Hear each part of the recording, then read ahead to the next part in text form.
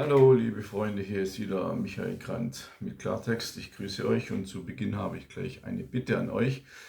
Und zwar, YouTube versucht meine Videos, die Reichweite einzugrenzen, haben sie auch erfolgreich gemacht. Ähm, bitte, Ich bitte euch darum, meinen Kanal zu empfehlen und allen Freunden, Bekannten und Verwandten, die genauso denken wie ich, dass man die Geschichte aufklären soll, so wie sie war und nicht so, wie man sie uns vorgaukelt. Bittet diese Leute, meinen Kanal zu abonnieren und abonniert auch meinen Telegram-Kanal, damit ich irgendwann von YouTube weg kann. Heute komme ich noch einmal zum Thema Aufrüstung. Ich habe dazu schon ein Video gemacht, warum Hitler aufrüstete. Hitler rüstete auf, weil andere nicht abrüsteten. Aber genau diese Aufrüstung ist ein sehr, sehr wichtiges Thema, wenn man das Dritte Reich behandelt, weil die Deutschen wurden ja dazu verurteilt wegen Angriffskriegen, die sie bereits 1933 geplant hätten anscheinend. Und auch die Lückengeschichtsschreibung verbreitet das bis heute so. Also Hitler rüstete für einen Krieg auf, für einen Krieg, den er 1933 schon wollte. Was aber sagten Zeitzeugen, die Entscheider dazu, abseits der heutigen Lückendarstellung? Ich möchte noch einmal die Aussage von Hermann Göring ins Gedächtnis bringen, weil ihr wisst, ich analysiere die Nürnberger Prozesse, die Dokumente, und alles, was unliebsam für den Mainstream ist, wird nicht heute veröffentlicht. Ich veröffentliche aber in meinen Videos, in meinen Büchern genau diese Aussagen, die Kernaussagen, auf die es ankommt, weil wenn man diese Kernaussagen kennt, wird die Geschichte ganz anders geschrieben, aber der Mainstream verschweigt das, weil man will die Siegergeschichtsschreibung natürlich fortführen.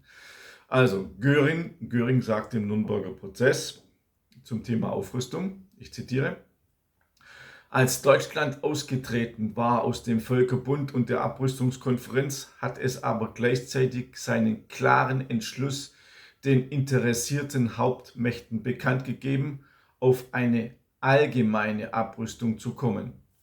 Allgemeine Abrüstung. Und der Führer machte nun verschiedene Vorschläge, die im Einzelnen als historisch bekannt vorausgesetzt werden können. Beschränkung auf so und so viele Mann der aktiven Wehrmacht, Beschränkung auf gewisse Waffen, Abschaffung von bestimmten Waffen, zum Beispiel auch Bombenflugzeuge und mehreres dergleichen.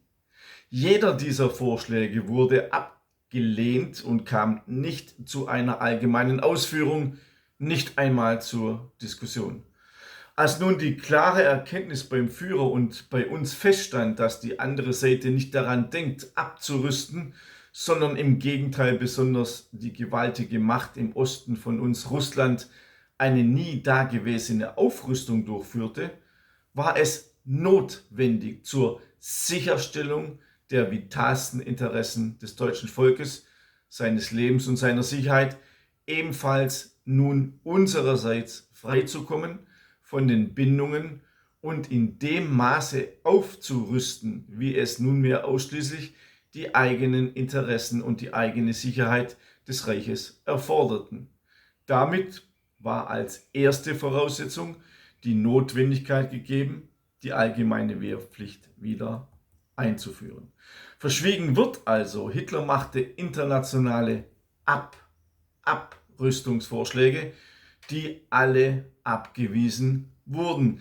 Die anderen Staaten rüsteten stattdessen auf.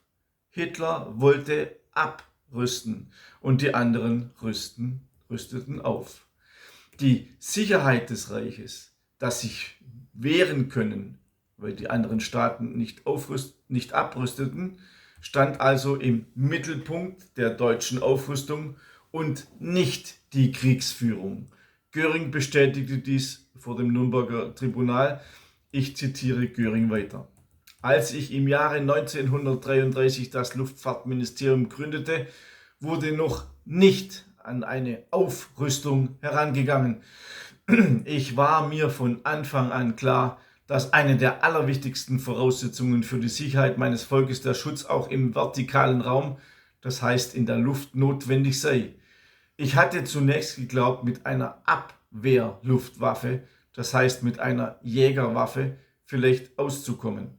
Bei Überlegung aber erkannte ich, dass man allein mit einer Jagdwaffe zur Abwehr verloren ist, sondern dass auch zu einer defensive Waffe Bombenflugzeuge gehören, um sie offensiv gegen die feindliche Luftwaffe auf dem Boden bereits einsetzen zu können.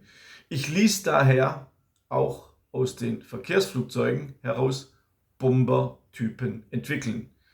Am Anfang ging die Aufrüstung langsam vor sich. Es musste alles von Grund auf neu geschaffen werden, da in der Luft an Rüstung nicht vorhanden war.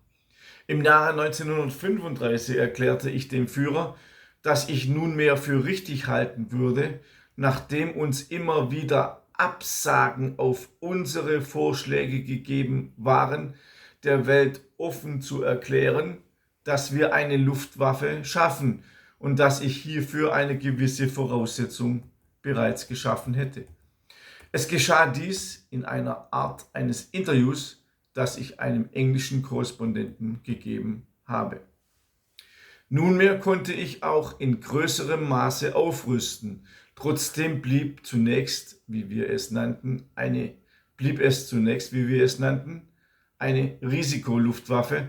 Das heißt insofern Risiko, als ein Gegner, der Deutschland angreifen würde, damit rechnen musste, dass er immerhin schon auf eine Luftwaffe treffen würde, aber doch keineswegs stark genug, um irgendwie ihrerseits ins Schwergewicht zu fallen.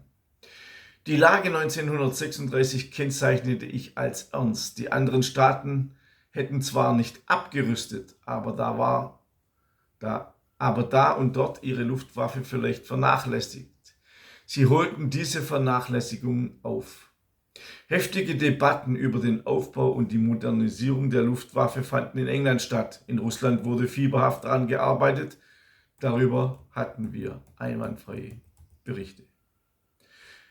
Zitat Ende. Verschwiegen wird also, die deutsche Luftwaffe wurde zunächst zur Abwehr und nicht zum Angriff geschaffen, weil andere Länder ihre Luftwaffe verstärkten.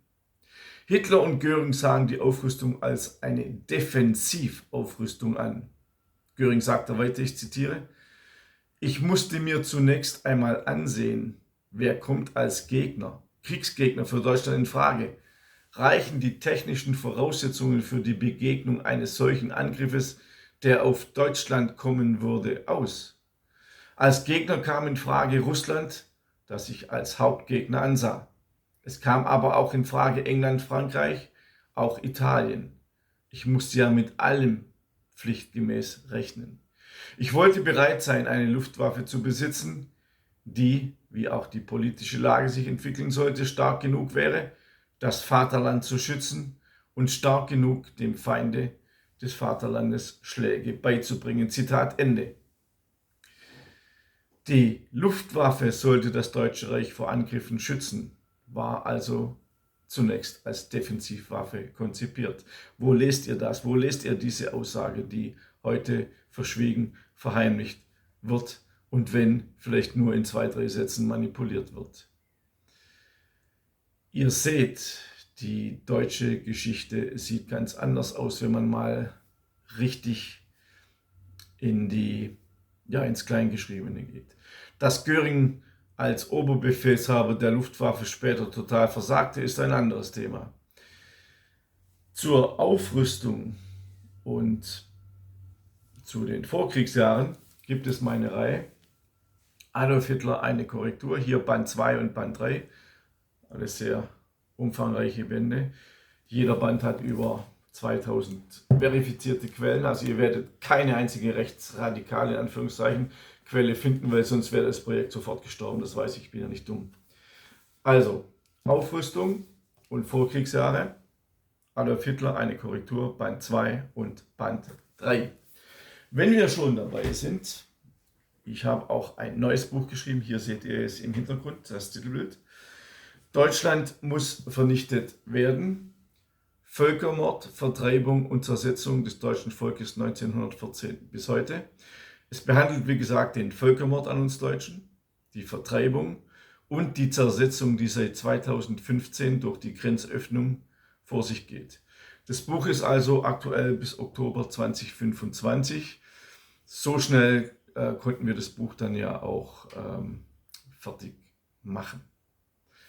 Bitte kauft euch dieses Buch, weil Merkel ist auf dem Titelbild. Wir wissen nicht, wie lange es das Buch überhaupt geben wird. Das Buch ist ein Andenken. Ich habe es geschrieben für meine Großmutter und meinen Großvater, die diffamiert wurden. Mein Großvater war in der Wehrmacht, 10 Jahre lang gedient, hat ein Auge verloren, wurde gefoltert von den Russen, bla bla bla. Meine Oma wurde vertrieben, meine Großtanten wurden vergewaltigt und so weiter. Für diese Leute habe ich dieses Buch geschrieben. Für meine Verwandten.